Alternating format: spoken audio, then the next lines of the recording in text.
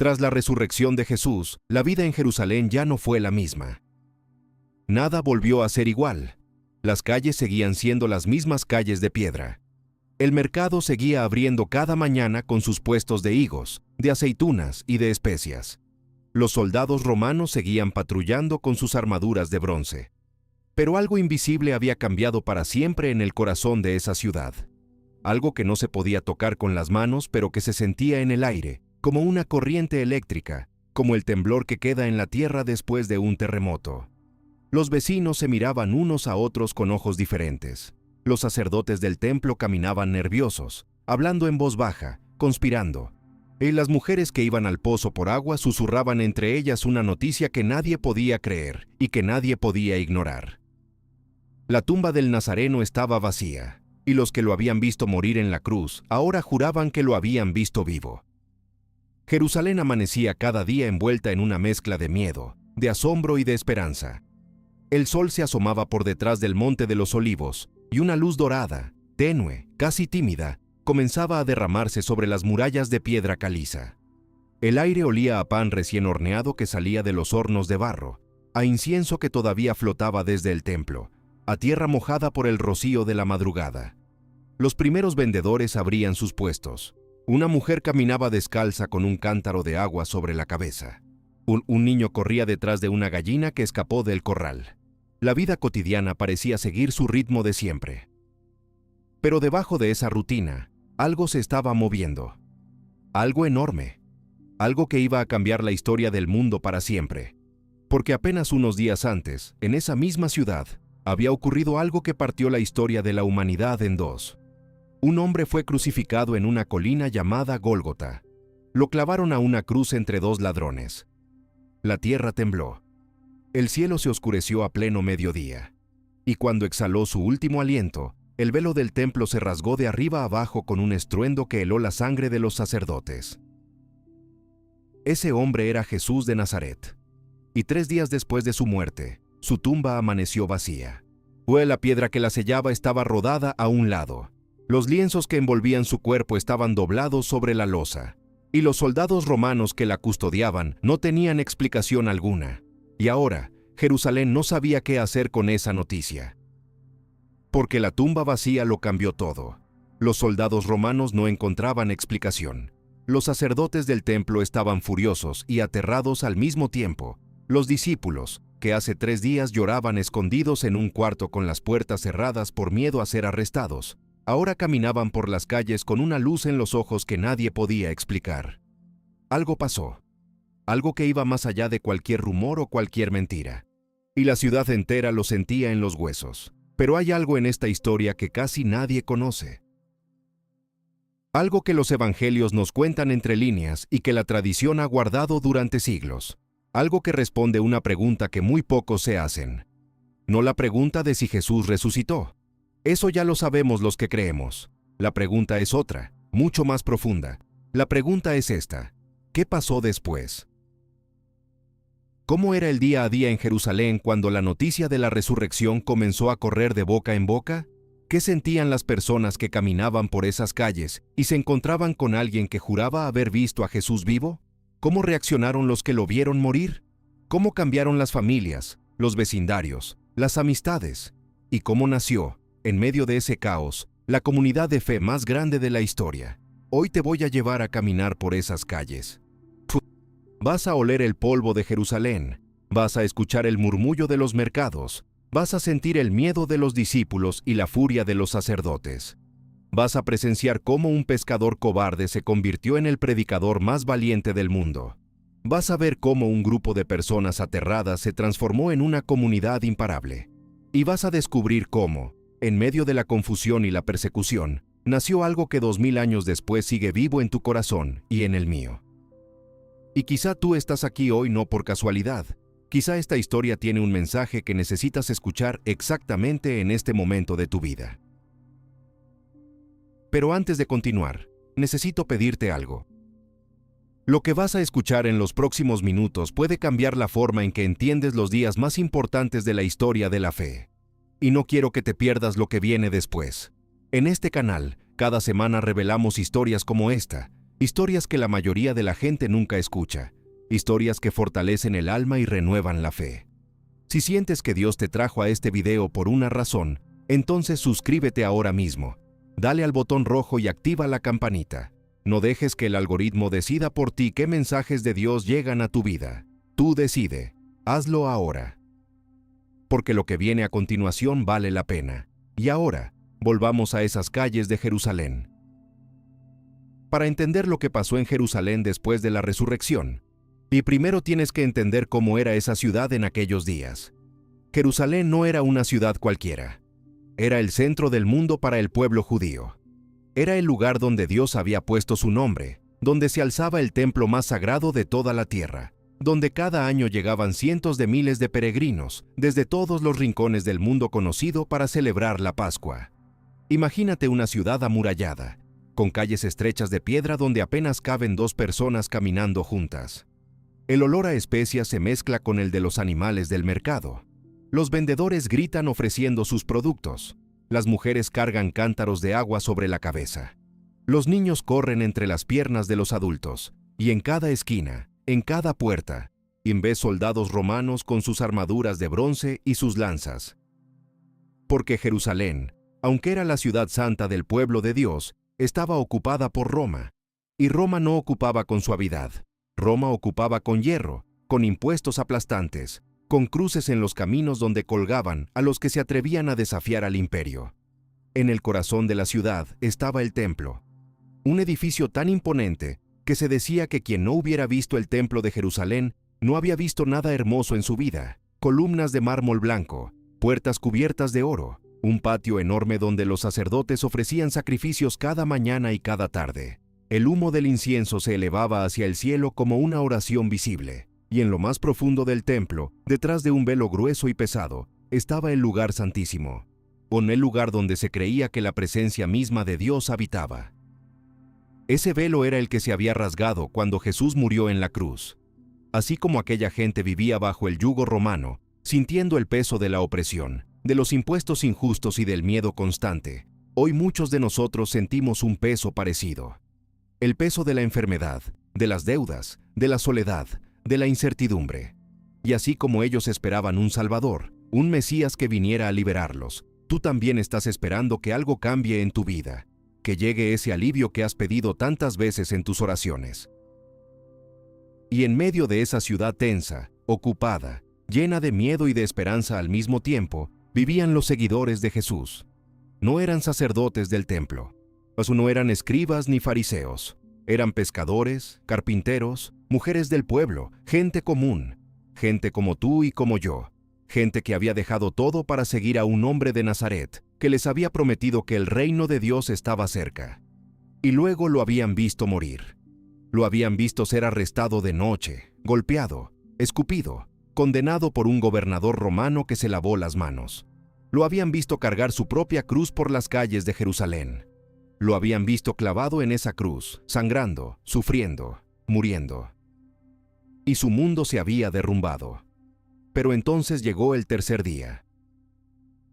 Y todo cambió.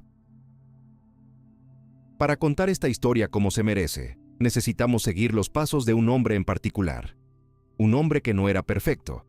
Un hombre que había fallado de la peor manera posible. Un hombre que, apenas unos días antes, había negado 3 veces conocer a Jesús. Su nombre era Simón Pedro. Pedro no era un teólogo, no era un sacerdote, no era un hombre de libros ni de estudios. Era un pescador del lago de Galilea. Un hombre rudo, con las manos curtidas por las redes y el sol. Un hombre de carácter fuerte, impulsivo, que hablaba antes de pensar, que una noche le juró a Jesús que jamás lo abandonaría, que daría su vida por él. Y esa misma noche, cuando los soldados llegaron a arrestar a Jesús en el huerto de Getsemaní, Pedro sacó una espada y le cortó la oreja a uno de ellos. Pero Jesús le dijo que guardara la espada. Y horas después, mientras Jesús era juzgado en la casa del sumo sacerdote, Pedro estaba afuera, calentándose junto a una fogata. Y cuando una sirvienta lo señaló y le dijo que él era uno de los seguidores de Jesús, Pedro lo negó. No una vez, no 2 veces, 3 veces. Y al cantar el gallo, Pedro recordó las palabras de Jesús: y salió de ahí llorando con una amargura que le rompía el alma. ¿Te imaginas lo que sintió Pedro en esos días? La persona que más amaba en el mundo acababa de morir, y él lo había traicionado. No lo había defendido. No había estado a su lado. Había sido un cobarde.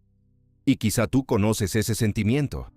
Quizá hay algo en tu vida que no pudiste hacer por alguien que amabas. Quizá no llegaste a tiempo. Quizá no dijiste lo que tenías que decir. Quizá te quedaste callado cuando debiste hablar. O si esa culpa te pesa todavía, como le pesaba a Pedro. Pero lo que Pedro no sabía en ese momento era que Dios ya tenía un plan mucho más grande. Un plan que iba a transformar su vergüenza en la roca, sobre la cual se construiría algo que cambiaría el mundo para siempre. Pedro se escondió. Se encerró con los otros discípulos en una habitación del piso de arriba de una casa en Jerusalén. Según nos cuenta el Evangelio de Juan, capítulo 20, versículo 19, estaban con las puertas cerradas por miedo a los judíos. Tenían terror de que los arrestaran a ellos también, de que los crucificaran como habían crucificado a su maestro. Eran un grupo de hombres y mujeres rotos, sin líder, sin esperanza, sin plan, con los ojos hinchados de llorar y el corazón destrozado. Y fue exactamente ahí, en ese momento de oscuridad total, donde Dios hizo lo impensable. Para entender lo que pasó en Jerusalén después de la resurrección, tenemos que meternos en esa habitación. Tenemos que sentir lo que sentían esos hombres y mujeres encerrados ahí. El calor sofocante de un cuarto lleno de gente, el olor a aceite de las lámparas, el silencio tenso que solo se rompía cuando alguien susurraba una pregunta que nadie podía responder. ¿Qué hacemos ahora? ¿A dónde vamos? ¿Volvemos a Galilea? ¿Volvemos a pescar como si nada hubiera pasado? María Magdalena ya les había contado lo que había visto esa mañana en la tumba, que la piedra estaba movida, que el sepulcro estaba vacío, que había visto ángeles, que había visto a Jesús mismo, vivo, de pie, hablándole, pero muchos no le creyeron. Según el Evangelio de Marcos, capítulo 16, versículo 11, cuando ellos oyeron que vivía y que había sido visto por ella, no lo creyeron. Imagínate la escena.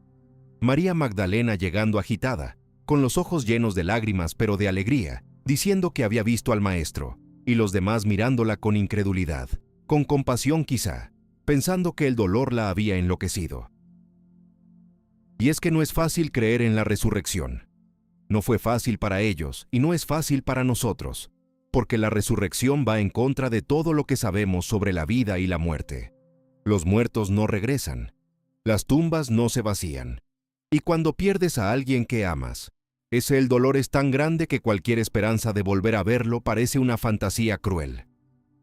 Quizá tú has perdido a alguien, quizá a tu esposo, a tu mamá, a un hijo. Y en esos primeros días del duelo, si alguien te hubiera dicho que esa persona estaba viva, tú tampoco hubieras creído, porque el dolor no deja espacio para la esperanza. Pero Dios no se detuvo ante la incredulidad de los discípulos. Dios no se ofendió, no los castigó por dudar, hizo algo mucho más hermoso, fue a buscarlos donde estaban. El Evangelio de Juan nos cuenta que esa misma noche del primer día de la semana, estando los discípulos reunidos con las puertas cerradas por miedo, Jesús se puso en medio de ellos. No tocó la puerta, no pidió que le abrieran, simplemente apareció. O sea, de pronto estaba ahí, en medio de ellos, y lo primero que dijo fue, «La paz sea con ustedes». No dijo, «¿Por qué me abandonaron?». No dijo, «¿Por qué Pedro me negó?». No dijo, «¿Dónde estaban cuando me crucificaron?». Dijo, «La paz sea con ustedes». Y les mostró las manos y el costado, las heridas de los clavos, la herida de la lanza, las marcas de su sufrimiento, no para reprocharles, para demostrarles que era Él, que era real, que no era un fantasma ni una alucinación. Era Jesús, el mismo Jesús que habían visto morir, pero ahora estaba vivo. Y el Evangelio dice que los discípulos se gozaron viendo al Señor. Imagínate esa alegría, esa mezcla de asombro, de incredulidad, de llanto, de risa, como cuando recibes una noticia que creías imposible, como cuando el doctor te dice que el tumor desapareció, como cuando el hijo que se había ido regresa a casa. Esa clase de alegría, una alegría que rompe el pecho, Pero no todos estaban ahí esa noche. Uno de los 12 faltaba. Su nombre era Tomás, al que llamaban el gemelo. Y cuando los demás le contaron lo que había pasado, Tomás respondió con una frase que resuena a través de los siglos: si no veo en sus manos la marca de los clavos, y no meto mi dedo en el lugar de los clavos, y no meto mi mano en su costado, no creeré. Evangelio de Juan, capítulo 20, versículo 25. A Tomás lo hemos llamado durante siglos el incrédulo, pero yo creo que Tomás era algo mucho más humano que eso. Tomás era un hombre honesto, un hombre que no podía fingir una fe que no sentía, un hombre que necesitaba ver para creer. Y eso no es debilidad, eso es honestidad. ¿Cuántas veces tú has sentido lo mismo? ¿Cuántas veces has querido creer pero no podías? ¿Cuántas veces has pedido una señal, una prueba, algo tangible que te confirme que Dios está ahí? Si te has sentido así, no estás solo. Tomás se sintió exactamente igual, y Jesús no lo rechazó por eso. 8 días después, los discípulos estaban otra vez reunidos en la misma habitación, y esta vez Tomás estaba con ellos. Y otra vez, con las puertas cerradas, Jesús apareció en medio de ellos. Dijo: «La paz sea con ustedes». Y luego miró directamente a Tomás y le dijo: «Pon aquí tu dedo, y mira mis manos. Acerca tu mano y métela en mi costado, y no seas incrédulo, sino creyente». Jesús no lo regañó, no lo humilló frente a los demás, fue directamente a él, conociendo su duda, y le ofreció exactamente lo que necesitaba. Y Tomás, con la voz quebrada, respondió con las palabras más poderosas que un ser humano ha pronunciado jamás: «Señor mío y Dios mío». Y entonces Jesús le dijo algo que es para ti, que estás escuchando esto ahora mismo, porque me has visto, has creído. Bienaventurados los que no vieron y creyeron. Evangelio de Juan, capítulo 20, versículo 29. Esa bienaventuranza es tuya. Es para ti que crees sin haber visto. Para ti que enciendes una veladora y le pides a Dios que te ayude aunque no puedas verlo. O para ti que rezas el rosario cada noche aunque a veces sientas que nadie escucha. Jesús sabía que vendrías. Sabía que 2000 años después, alguien como tú escucharía esta historia y necesitaría saber que su fe vale. Y por eso pronunció esas palabras: «Para ti». Mientras tanto, afuera de esa habitación, la vida en Jerusalén seguía. Pero no igual que antes. Algo había cambiado. El rumor de la tumba vacía se extendía como fuego por toda la ciudad. En los mercados, entre los puestos de higos y aceitunas, la gente susurraba: «¿Escuchaste lo del Nazareno? Dicen que su tumba está vacía. Dicen que algunas mujeres lo vieron vivo». Algunos lo decían con burla, otros con miedo, otros con una esperanza secreta que no se atrevían a expresar en voz alta. Los sacerdotes del templo estaban furiosos. Según el Evangelio de Mateo, capítulo 28, ellos mismos habían pagado a los soldados romanos que custodiaban la tumba para que dijeran que los discípulos habían robado el cuerpo de noche mientras ellos dormían. Era una mentira absurda. Si los soldados dormían, ¿cómo sabían quién se había llevado el cuerpo? Pero la mentira se repetía, se difundía, se convertía en la versión oficial. Porque cuando la verdad amenaza el poder siempre intenta silenciar la verdad. Eso pasaba hace 2000 años y sigue pasando hoy. Pero la verdad no se puede enterrar. No se puede comprar con monedas de plata. No se puede encerrar detrás de una piedra. Porque la verdad tiene la fuerza de la resurrección misma. Y lo que estaba pasando en Jerusalén era que, día tras día, más personas creían. Jesús resucitado no se apareció solo a los discípulos en aquella habitación. Se apareció a María Magdalena en el huerto. Se apareció a 2 discípulos en el camino a Emaús. Se apareció a Pedro personalmente. Se apareció a más de 500 personas al mismo tiempo, según nos dice San Pablo en la primera carta a los Corintios, capítulo 15, versículo 6. 500 personas. No una alucinación individual. No un sueño compartido. 500 personas que lo vieron, que lo tocaron, que comieron con él. Y cada una de esas apariciones dejaba una marca imborrable en quien la vivía. Tomemos el ejemplo de los 2 discípulos que iban camino a Emaús. El Evangelio de Lucas, un capítulo 24, Nos cuenta que iban tristes, con el corazón pesado, discutiendo entre ellos sobre todo lo que había pasado, y Jesús se acercó y comenzó a caminar con ellos, pero no lo reconocieron. Y Jesús les fue explicando las Escrituras, desde Moisés hasta los profetas, todo lo que se refería a él. Y cuando llegaron a la aldea y se sentaron a cenar, Jesús tomó el pan, lo bendijo, lo partió y se los dio. Y en ese instante se les abrieron los ojos y lo reconocieron. Y él desapareció. Y ellos dijeron, ¿no ardía nuestro corazón cuando nos hablaba en el camino? Esa frase es una de las más hermosas de toda la Biblia. ¿No ardía nuestro corazón? ¿Alguna vez has sentido eso? ¿Un calor en el pecho cuando escuchas una oración que te llega al alma? ¿Una emoción inexplicable cuando cantas un himno en la iglesia? ¿Unas ganas de llorar sin saber por qué cuando alguien te habla de Dios? Ese es el corazón que arde. Ese es Cristo caminando contigo en tu propio camino a Emaús. Aunque no lo veas, aunque no lo reconozcas, Él va a tu lado. Y mientras estas apariciones ocurrían, la vida cotidiana en Jerusalén se iba transformando de maneras que nadie hubiera imaginado. En los barrios humildes, donde vivían los artesanos y los trabajadores del mercado, algo extraño estaba pasando. Vecinos que antes apenas se saludaban, ahora se reunían por las noches a compartir la comida. Familias que habían estado enemistadas durante años se reconciliaban. Hombres que habían sido duros e indiferentes con los suyos empezaban a tratarlos con respeto y ternura. ¿Qué estaba pasando? La noticia de la resurrección no era solo un rumor que corría por las calles. Era una fuerza invisible que cambiaba a las personas desde adentro. Como un río subterráneo que nadie podía ver, pero que empezaba a hacer brotar flores en la superficie. Piensa en lo que significaba vivir en Jerusalén en esos días. Cada mañana, cuando salías al mercado a comprar pan y aceite para tu familia, podías encontrarte con alguien que te decía en voz baja, mirando hacia los lados para asegurarse de que ningún soldado romano lo escuchara: «Yo lo vi. Vi al Nazareno. Está vivo». Me miró a los ojos y me dijo que todo iba a estar bien. Y tú tenías que decidir. Total, ¿le creo o no le creo? ¿Es verdad o es mentira? ¿Me atrevo a creer algo que desafía todo lo que sé sobre la vida y la muerte? ¿Me atrevo a poner mi esperanza en una tumba vacía? Esa era la decisión que enfrentaba cada persona en Jerusalén. Y esa es la misma decisión que enfrentas tú cada día. Porque la fe siempre es una decisión.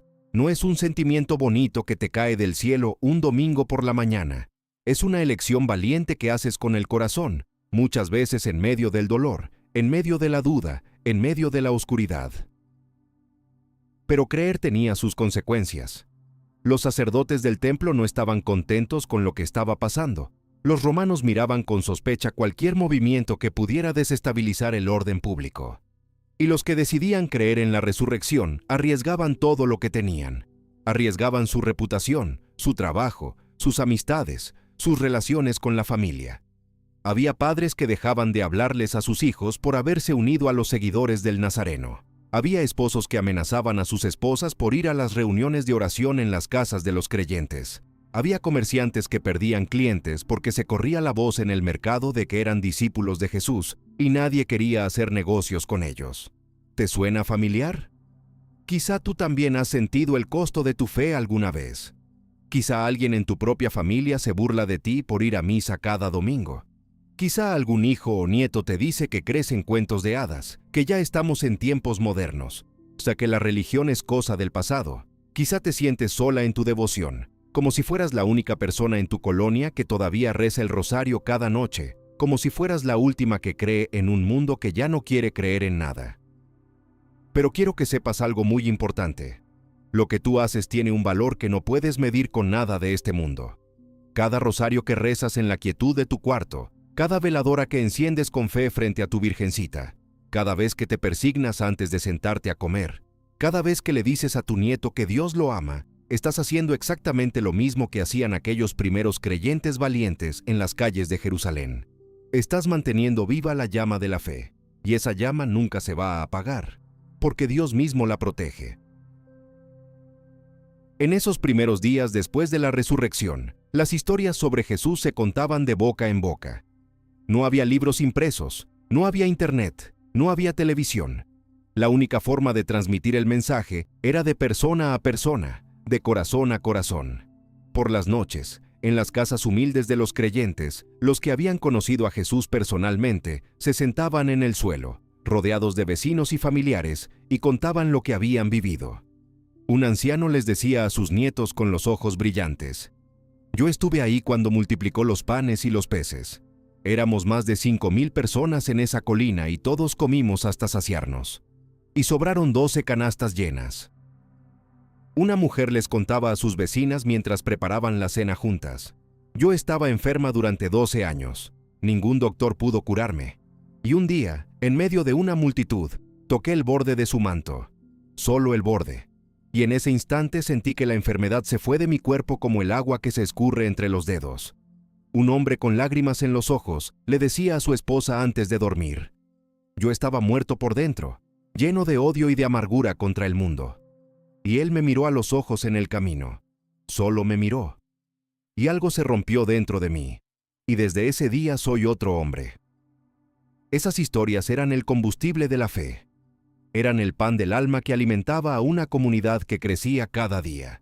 No había Biblia impresa que pudieran llevar a casa. No había iglesias con bancas de madera y vitrales de colores. No había sacerdotes con sotana ni obispos con mitra. Solo había personas comunes, como tú y como yo, contando con honestidad y con emoción lo que habían visto y vivido. Y esas historias, contadas en voz baja en casas de piedra en los barrios más humildes de Jerusalén, fueron las semillas que germinaron en lo que hoy conocemos como la Iglesia, la comunidad de creyentes más grande de la historia de la humanidad. Y cada vez que tú le cuentas a tu nieto una historia de la Biblia antes de dormir, cada vez que le rezas a tu hijo enfermo poniendo tus manos sobre su frente, cada vez que compartes tu fe con alguien que está sufriendo y no encuentra consuelo, estás haciendo exactamente lo mismo que hacían aquellos primeros cristianos en Jerusalén. Estás plantando semillas, y Dios, que es el gran sembrador, se encarga de hacerlas crecer en su momento y a su manera. Lo que nadie sabía en esos primeros días de esperanza y de asombro era que aquella pequeña comunidad de creyentes iba a enfrentar pruebas terribles que pondrían a prueba su fe hasta el límite. Que llegaría la persecución feroz, que algunos darían su vida por creer en la resurrección, que la sangre de los mártires regaría esas mismas calles de Jerusalén donde ahora compartían el pan con alegría. Pero tampoco sabían que de esa persecución nacería algo imparable, algo que ningún imperio, ningún ejército, ninguna fuerza humana podría detener. De que la semilla que parecía ser aplastada por la bota del opresor, en realidad se estaba multiplicando bajo la tierra. Que cada cristiano que era expulsado de Jerusalén llevaba el mensaje a otra ciudad, a otra región, a otro rincón del mundo. Y que 2000 años después, en una casa de México, tú y yo estaríamos aquí, hablando de ellos, recordándolos, honrando su valentía con nuestra propia fe. Porque su historia no terminó en Jerusalén. Su historia sigue escribiéndose. En ti, en mí, en cada persona que decide creer. Si esta historia te está tocando el corazón, si sientes que Dios te trajo a este video por una razón, te pido que te suscribas a este canal.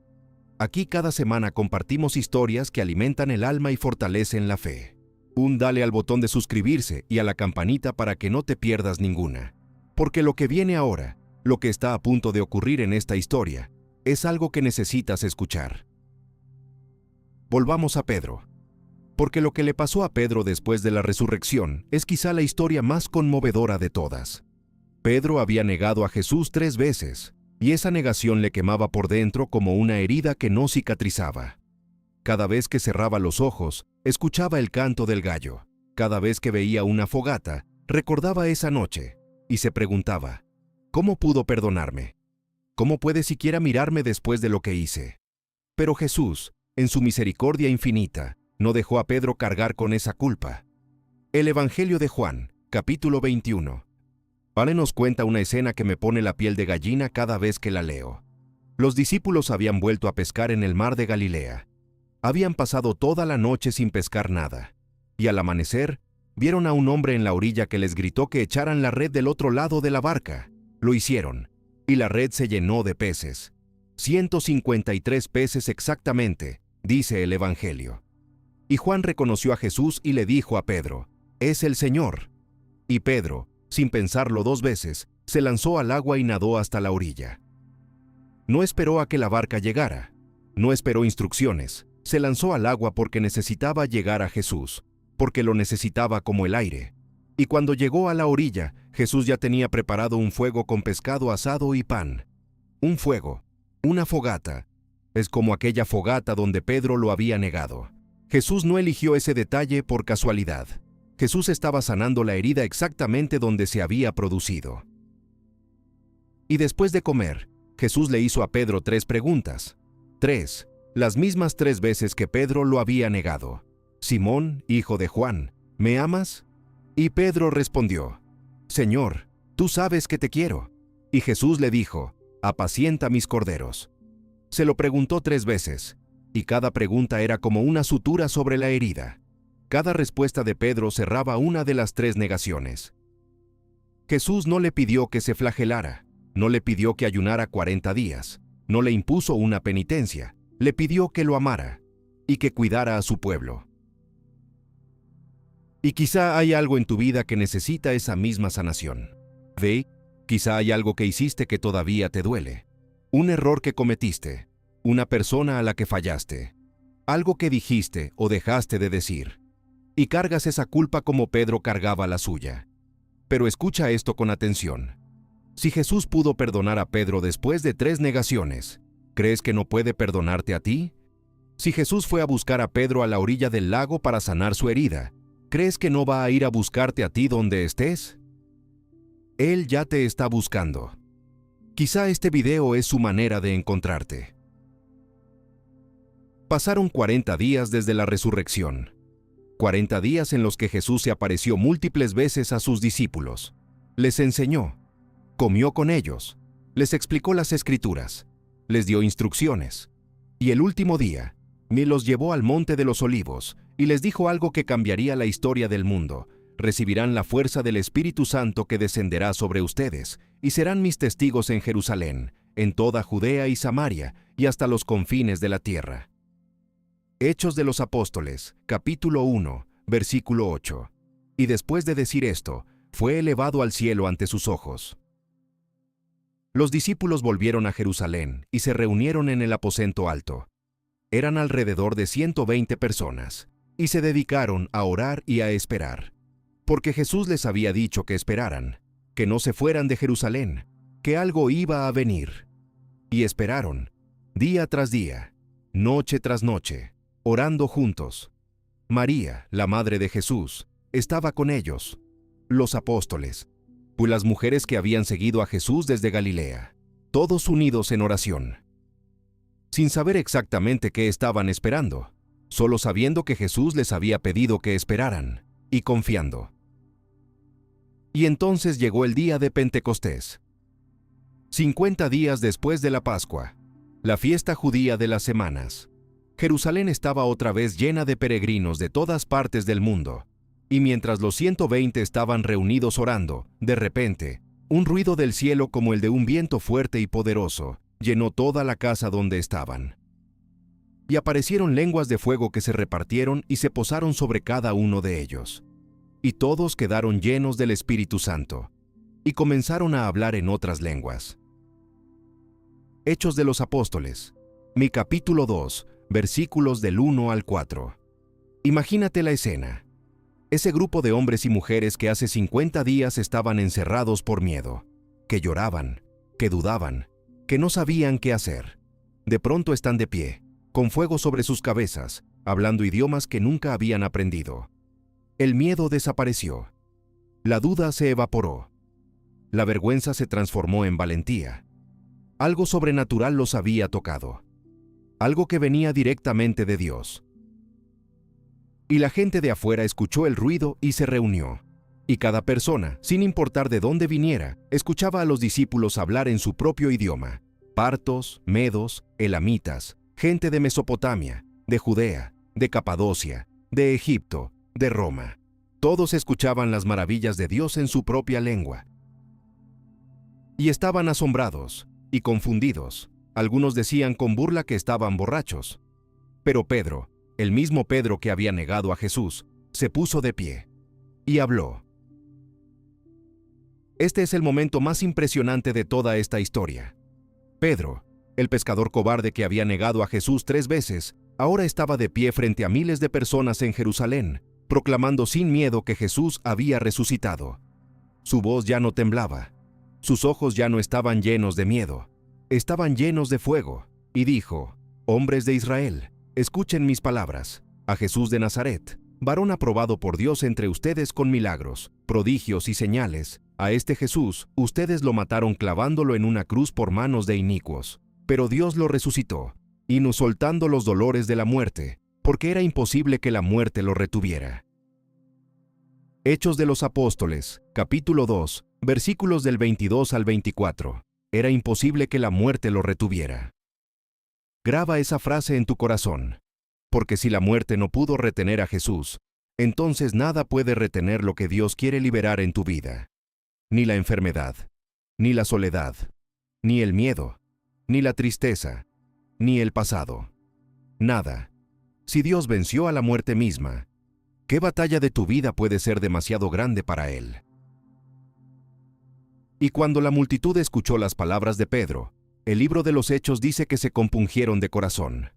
Sintieron un dolor profundo en el alma, un estremecimiento que les recorrió el cuerpo entero. Porque las palabras de Pedro no eran solo palabras, eran flechas de verdad lanzadas por el Espíritu Santo que perforaban las defensas del orgullo, de la indiferencia, del miedo. Y la gente, con los ojos llenos de lágrimas y el corazón abierto como una herida, le preguntó a Pedro y a los demás apóstoles: «Hermanos, ¿qué debemos hacer?». Esa pregunta es quizá la más importante que un ser humano puede hacerse. ¿Qué debo hacer? ¿Cómo respondo ante la verdad que acabo de escuchar? ¿Cómo cambio mi vida a partir de este momento? Y Pedro les respondió con claridad y con amor: «Arrepiéntanse y bautícense cada uno de ustedes en el nombre de Jesucristo para el perdón de sus pecados, y recibirán el don del Espíritu Santo. Porque la promesa es para ustedes, para sus hijos, y para todos los que están lejos». Hechos de los Apóstoles, capítulo 2, versículos del 38 al 39. ¿Escuchaste eso? La promesa es también para los que están lejos. Eso te incluye a ti. 2000 años después, en otro continente, en otra época, en otra cultura. La promesa sigue siendo para ti. Y ese día, según Hechos capítulo 2, versículo 41, se bautizaron como 3000 personas. 3000, en un solo día, en una ciudad que apenas semanas antes había gritado «Crucifícalo», en una ciudad que había elegido liberar a un criminal en lugar de a Jesús. Ahora 3000 personas de esa misma ciudad creían en Él, se arrodillaban en su nombre, lloraban de arrepentimiento y de alegría al mismo tiempo. Eso es lo que hace Dios. Toma lo que parece perdido y lo transforma. Toma la ciudad que mató a su Hijo y la convierte en la cuna de su iglesia. Toma tu dolor más profundo y lo convierte en tu testimonio más poderoso. Y aquí es donde la historia se vuelve todavía más hermosa. Porque lo que pasó después de Pentecostés en Jerusalén no fue solo un evento espiritual, fue el nacimiento de una nueva forma de vivir, una forma de vivir que el mundo no había visto jamás. El libro de los Hechos, capítulo 2, versículos del 42 al 47, nos describe cómo vivían esos primeros creyentes en Jerusalén. Y lo que describe es algo que parece un sueño. Perseveraban en la enseñanza de los apóstoles, en la comunión, en el partimiento del pan y en las oraciones. Todos los que habían creído estaban juntos y tenían todas las cosas en común. Vendían sus propiedades y sus bienes y los repartían entre todos según la necesidad de cada uno. Perseverando cada día en el templo con un mismo propósito y partiendo el pan en las casas, comían juntos con alegría y sencillez de corazón, alabando a Dios y teniendo el favor de todo el pueblo. ¿Te das cuenta de lo que esto significa? En una ciudad donde el egoísmo, la injusticia y la opresión eran la norma, de pronto surgió una comunidad donde nadie pasaba necesidad, donde los que tenían compartían con los que no tenían sin que nadie se los pidiera, donde se sentaban juntos a la mesa, ricos y pobres, judíos y extranjeros, hombres y mujeres, a partir el pan y a dar gracias a Dios. Piensa en lo revolucionario que era eso. En una sociedad donde las mujeres apenas tenían voz, donde los pobres eran invisibles, donde los extranjeros eran despreciados. De pronto había una comunidad donde todos eran iguales ante los ojos de Dios, donde el pescador se sentaba junto al mercader, donde la viuda recibía la misma porción que el hombre rico, donde el recién llegado era recibido como un hermano. Eso no lo hizo la política, no lo hizo la filosofía griega, no lo hizo el dinero ni el poder de Roma. Lo hizo la resurrección.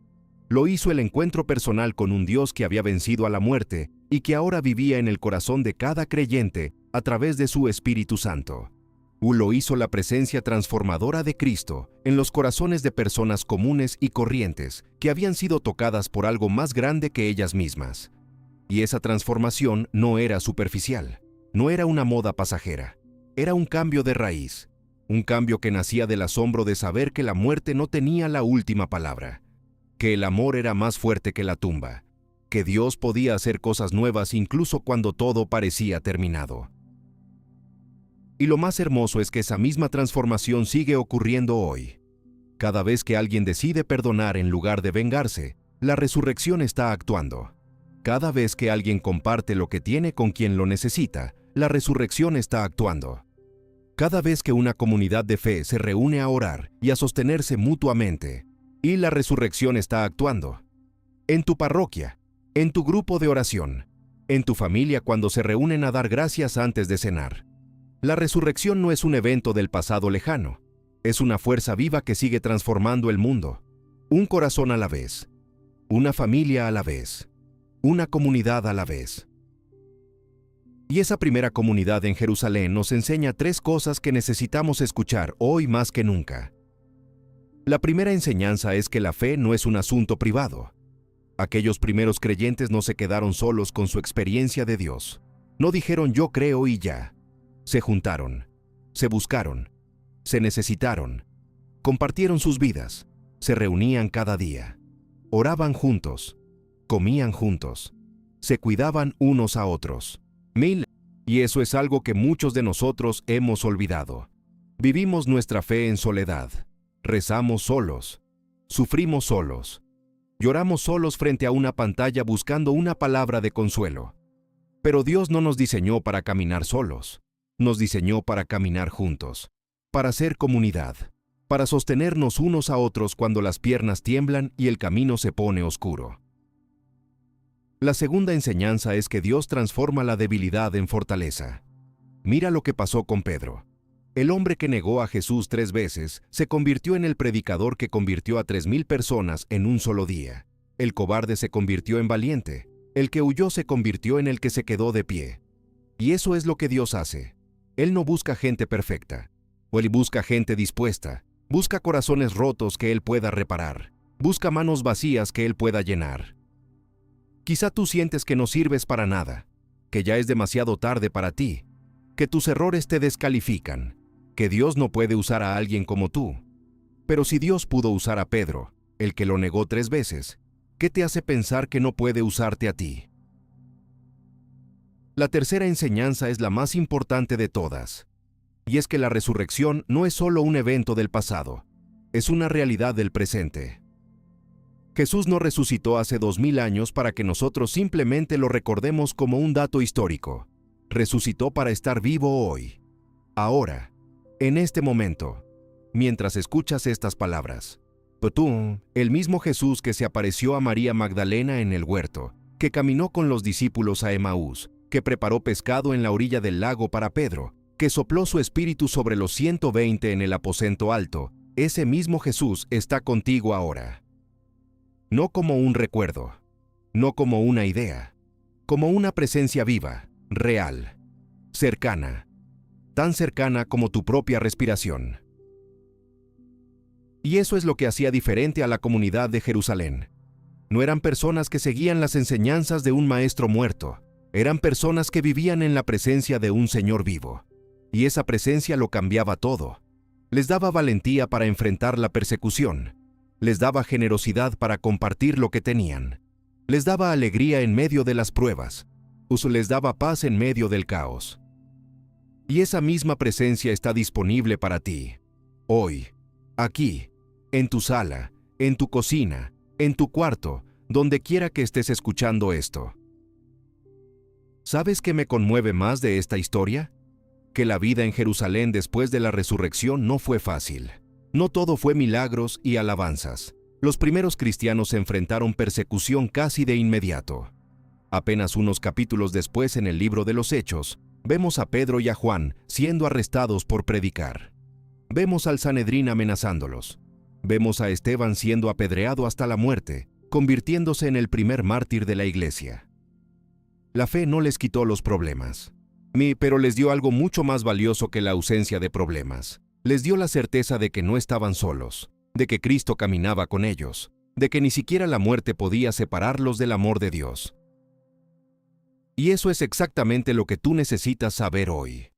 Que la fe no es una vacuna contra el dolor, no es un escudo mágico que te protege de todas las tormentas de la vida. Es un ancla que te sostiene dentro de la tormenta. Es la mano de Dios que te agarra cuando sientes que te hundes. Es la voz de Jesús que te dice, como le dijo a Pedro cuando caminaba sobre el agua y empezó a hundirse: «Hombre de poca fe, ¿por qué dudaste?». No lo dijo como reproche, no lo dijo con enojo, lo dijo mientras lo agarraba de la mano y lo sacaba del agua. Lo dijo mientras lo salvaba. Porque Jesús no espera a que dejes de dudar para ayudarte. Te ayuda en medio de tu duda. Te rescata en medio de tu miedo. Te abraza en medio de tu llanto.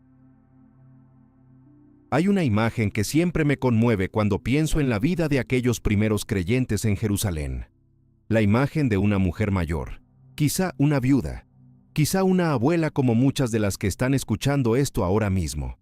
Una mujer que había visto a Jesús predicar alguna vez en el templo, que había escuchado su voz y algo había cambiado en su corazón, y que ahora, después de la resurrección, después de Pentecostés, se reunía cada atardecer con otros creyentes en una casa de piedra del barrio bajo de Jerusalén. Y ahí, sentada en el suelo con un pedazo de pan en la mano, compartiendo lo poco que tenía con personas que antes eran desconocidos y ahora eran hermanos, esa mujer sentía algo que no había sentido en años. Sentía que pertenecía a algo más grande que ella misma. Sentía que no estaba sola. Sentía que su vida, con todo su dolor y todas sus pérdidas, tenía un propósito que iba más allá de lo que podía entender. Esa mujer no escribió ningún libro. Nadie recuerda su nombre. No aparece en ningún capítulo de la Biblia. Pero su fe sencilla y valiente, fue parte de los cimientos sobre los que se construyó la iglesia. Sin mujeres como ella, sin abuelas fieles que transmitieran la fe a sus hijos y a sus nietos, sin madres que rezaran de rodillas cada noche por su familia, el cristianismo no habría sobrevivido ni una generación. Y tú eres heredera de esa mujer. Cada vez que te arrodillas a rezar, cada vez que le pides a la Virgen de Guadalupe que cuide a tu familia, cada vez que le dices a tu nieto que Dios lo ama, estás continuando una cadena de fe que comenzó en una casa humilde de Jerusalén hace 2000 años. Y eso, mi querida hermana, tiene un valor infinito ante los ojos de Dios. Ahora quiero hablarte directamente a ti. A ti que llevas semanas, meses, tal vez años cargando un peso que no puedes soltar. A ti que rezas todas las noches pero sientes que el cielo está en silencio. A ti que cuidas a todos los demás pero nadie te cuida a ti. A ti que has enterrado a personas que amabas y sigues adelante porque no hay otra opción. A ti que sonríes por fuera pero lloras por dentro. Esta historia de Jerusalén después de la resurrección tiene un mensaje para ti, y el mensaje es este: no estás sola, no estás solo. Así como Jesús fue a buscar a los discípulos encerrados en esa habitación, Él ha venido a buscarte a ti hoy. Así como Jesús caminó al lado de los discípulos de Emaús sin que lo reconocieran, Él ha estado caminando a tu lado todo este tiempo, aunque no lo hayas reconocido. Así como Jesús preparó un desayuno en la orilla del lago para Pedro, Él está preparando algo para ti que todavía no puedes ver. Y así como Jesús le preguntó 3 veces a Pedro si lo amaba, para sanar cada una de sus negaciones, Él quiere sanar cada una de tus heridas. Cada una por una, con paciencia, con ternura, con un amor que no tiene fin. Toquerín, ¿qué puedes hacer tú hoy con lo que acabas de escuchar? Te quiero dejar 3 cosas concretas, 3 acciones pequeñas pero poderosas que puedes hacer ahora mismo. La primera, habla con Dios esta noche antes de dormir. no con una oración larga ni complicada, con tus propias palabras, como si estuvieras hablando con alguien que te ama y que te está escuchando. Dile lo que sientes, lo que te duele, lo que te preocupa, lo que te da miedo, y después quédate un momento en silencio, solo un momento, y escucha, no con los oídos, con el corazón. Porque así como los discípulos de Emaús sintieron arder su corazón cuando Jesús les hablaba, tú también puedes sentir su presencia si te das permiso de estar en silencio con Él. La segunda, perdona a alguien. Piensa en una persona que te ha lastimado, una persona con la que cargas un resentimiento, una herida, un dolor que no has podido soltar. No te pido que la busques, no te pido que la llames, solo te pido que en tu corazón, en silencio, le digas a Dios: Señor, yo no puedo perdonar solo con mis fuerzas, pero te pido que me ayudes, que pongas en mi corazón la misma misericordia que tú pusiste en el corazón de Jesús cuando perdonó a Pedro. Y deja que Dios haga el resto. Él es especialista en transformar corazones de piedra en corazones de carne. Y la tercera, enciende una veladora, como hacían nuestras abuelas, como se hace en cada iglesia de México, en cada capilla de pueblo, pon en cada altar de casa donde hay una imagen de la Virgen de Guadalupe rodeada de flores. Enciende una veladora por esa intención que llevas meses guardando en el corazón, esa petición que ya no te atreves a hacer en voz alta porque sientes que Dios no te va a escuchar, esa promesa que le hiciste a la Virgencita cuando tu hijo estaba enfermo, ese sueño que ya creías perdido. Enciéndela, con fe, con esperanza, con la misma confianza con la que María Magdalena fue a la tumba aquella mañana sin saber lo que iba a encontrar. Y mientras la llama brilla en la oscuridad de tu cuarto, recuerda que la misma luz que brilló en la tumba vacía de Jerusalén aquella mañana de domingo puede brillar en la oscuridad de tu vida, que no hay noche tan larga que no termine en amanecer, que no hay piedra tan pesada que Dios no pueda mover, que no hay enfermedad, ni soledad, ni tristeza, ni miedo que sea más grande que el poder del Dios que venció a la muerte. Porque Dios no necesita que tu fe sea perfecta, no necesita que entiendas todo, no necesita que nunca dudes, solo necesita que sea real, solo necesita que, como Tomás, aunque tengas preguntas, aunque tengas heridas, aunque hayas llorado hasta quedarte sin lágrimas, estés dispuesto a decir desde lo más profundo de tu corazón: Señor mío y Dios mío. Jerusalén sigue ahí. 2000 años después, la ciudad donde todo comenzó sigue de pie. Las piedras de sus calles han sido pisadas por millones de peregrinos que llegan de todos los rincones del mundo, buscando lo mismo que buscaban los primeros creyentes: un encuentro con lo sagrado, una señal de que Dios es real, una confirmación de que la fe no es en vano. Las campanas siguen sonando cada domingo, igual que sonaban en los primeros siglos. Los cantos litúrgicos siguen elevándose hacia el cielo desde las iglesias antiguas, y en el lugar donde estuvo la tumba vacía, hoy se levanta la iglesia del Santo Sepulcro, donde cada día miles de personas de todo el mundo se arrodillan, y lloran y rezan, y tocan la piedra fría con sus manos temblorosas, y sienten algo que no pueden explicar con palabras humanas. Un calor en el pecho, una paz que sobrepasa todo entendimiento. La certeza silenciosa de que están de pie en el lugar donde la muerte fue derrotada para siempre. Porque la resurrección no es una leyenda hermosa del pasado, no es un mito que se inventaron unos pescadores para consolar su tristeza, no es una metáfora poética sobre la esperanza, es el hecho más real, más documentado y más transformador de la historia de la humanidad. Y tú eres parte de esa historia. Y la comunidad que nació en Jerusalén después de ese evento, esa comunidad pequeña de 120 personas que oraban en un cuarto con las puertas cerradas. Hoy somos más de 2.000 millones de cristianos en todo el mundo. Desde la señora que reza el rosario en su casa de Oaxaca hasta el Papa en Roma. Desde el niño que hace su primera comunión en Guadalajara hasta el misionero que predica en África. O en todos somos herederos de aquellos primeros creyentes de Jerusalén. Todos somos parte de esa historia que comenzó con una tumba vacía y un grupo de personas que se atrevieron a creer lo imposible. Dios no te ha abandonado. Nunca lo hará. Así como no abandonó a Pedro en su vergüenza, así como no abandonó a Tomás en su duda, así como no abandonó a María Magdalena en su llanto, así como no abandonó a los discípulos de Emaús en su tristeza. Él está contigo, en tu dolor, en tu enfermedad, en tu soledad, en tus noches más oscuras. Él está ahí, caminando a tu lado, preparando un fuego en la orilla para cuando llegues, listo para preguntarte con ternura, ¿me amas? Y cuando tú le respondas que sí, aunque sea con una voz quebrada, aunque sea con lágrimas en los ojos, aunque sea con una fe pequeñita como un grano de mostaza, Él va a sonreír y te va a decir, eso me basta, ahora sígueme. Y si hoy llegaste a este video, es porque Él tiene algo preparado para ti que todavía no puedes ver, pero pronto lo verás. Como María Magdalena vio a Jesús en el huerto cuando pensaba que todo estaba perdido. Como los discípulos de Emaús lo reconocieron al partir el pan cuando creían que caminaban solos. Como Pedro lo encontró en la orilla del lago cuando pensaba que su historia con Jesús había terminado para siempre.